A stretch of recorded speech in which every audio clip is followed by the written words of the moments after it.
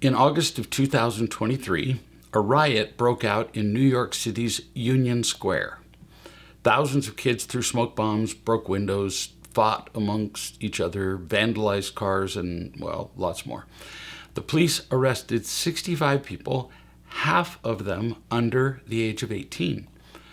The author of the particular article that I read pointed to, quote, the breakdown of tribe and community, which has been happening in slow motion for several decades as the old social fabric has steadily eroded, end quote. He continued, quote, once upon a time, these boys would have been absorbed by other things.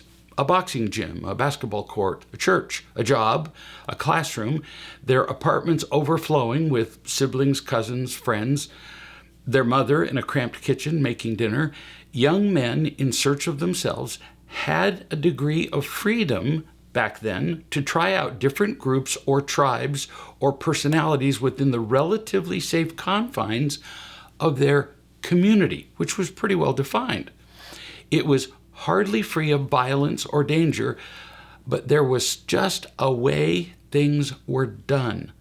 There were guardrails for behavior, end quote. And those social structures do work to contain certain forms of acting out. Churches, schools, ethnic communities all serve to occupy the time and energy of young men. And young men are reluctant to act out in ways where they will be punished by their community as they see it. But social constraints alone are not enough now, not nearly enough. Why?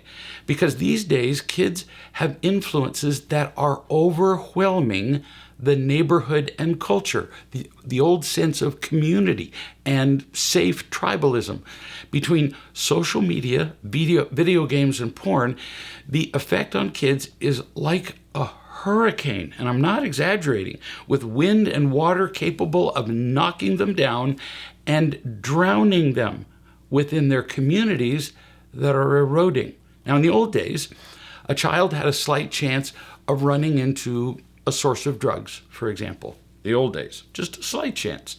But now there's a drug dealer on every corner. And most important, drug dealers, plural, in every home, in every bedroom, in every phone, everywhere. Not drugs like heroin, cocaine, or meth. No, even worse.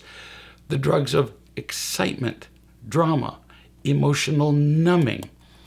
I saw in the article a graph of the increase in depression, anxiety, addictions, which exactly corresponds to the use of the internet and the use of the phone and the use of social media. So as these things have gone up, all of these mental health indications and all of these mental health problems have gone up in exactly the same fashion, only slightly delayed. The use of the phone and the use of excitement and drama and emotional numbing, porn, addiction to video games, social media, these things are killing them just like drugs. And no one is identifying the real cause of all the acting out. No one is preaching the solution. Men are not taught how to be unconditionally loving, so they cannot teach unconditional love to their boys. That's the cause. If you can't teach a boy how to be a man, you're not a man yourself. And it's not your fault. Where are men being taught to be men, to be fathers? Well, right now, here, as I speak.